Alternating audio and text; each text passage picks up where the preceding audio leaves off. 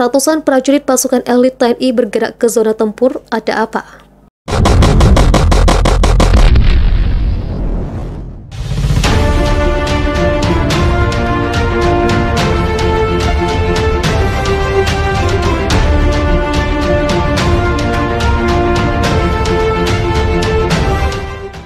Tiga kendaraan jenis truk yang membawa ratusan prajurit TNI Angkatan Laut bergerak dari markas Brigade Infanteri 2 Marinir, Gedangan, Sidoarjo, Jawa Timur pada Selasa.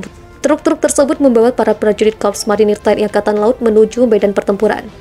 Sebelum diberangkatkan, ratusan prajurit Satuan Elit Baret Ungu ini diperkirakan kesiapan dan kelengkapannya oleh perwira staf operasi Brigade 2 Marinir, Letkol Marinir Supriyandi.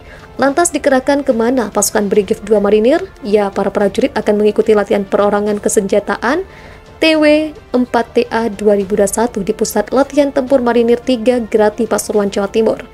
Para prajurit direncanakan akan menjalani prosesi latihan kesenjataan. Pasok Brigif 2 Marinir menegaskan seluruh prajurit wajib memanfaatkan latihan ini untuk meningkatkan kemampuan dalam hal menembak, khususnya senjata bantuan.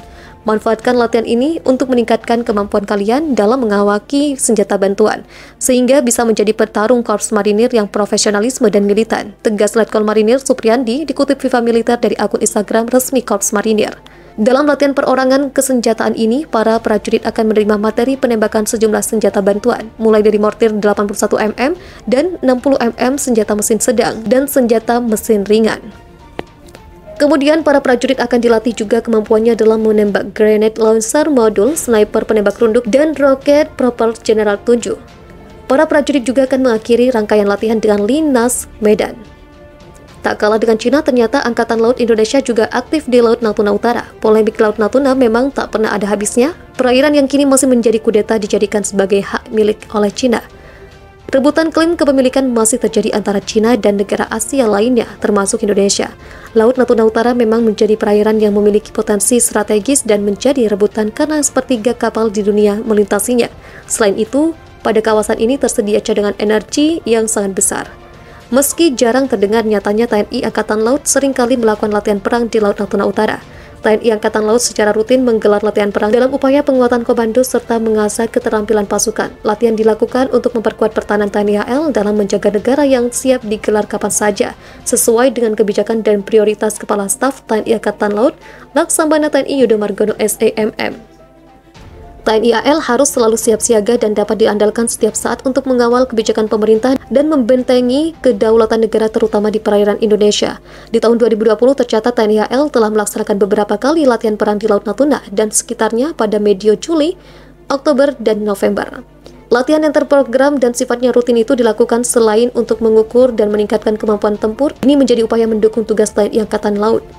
Dilansir dari laman resmi TNI AL, Panglima Komando Armada 1, Laksamana Muda TNI Abdul Rashid K. SEMM, menegaskan bahwa Kormada 1 sebagai salah satu komando utama operasional yang mengemban fungsi TNI Angkatan Laut di bidang pertahanan laut. Kormada 1 memiliki kewajiban dalam menjaga keutuhan dan kedaulatan Negara Kesatuan Republik Indonesia yang merupakan implementasi tugas TNI sebagai penangkal dan penindak setiap bentuk ancaman militer serta ancaman bersenjata. Perlu diketahui, gelar operasi militer perang OMP Kormada sangat dipengaruhi oleh kondisi geografis Indonesia sebagai negara kepulauan. Latihan bersifat interoperability antara satuan hingga dibutuhkan kerjasama taktis unsur latihan yang meliputi komando, pengendalian, dan komunikasi, serta pelaksanaan latihan mengutamakan prosedur secara cermat dan benar guna terwujudnya zero accident, ujar Pangkormada 1.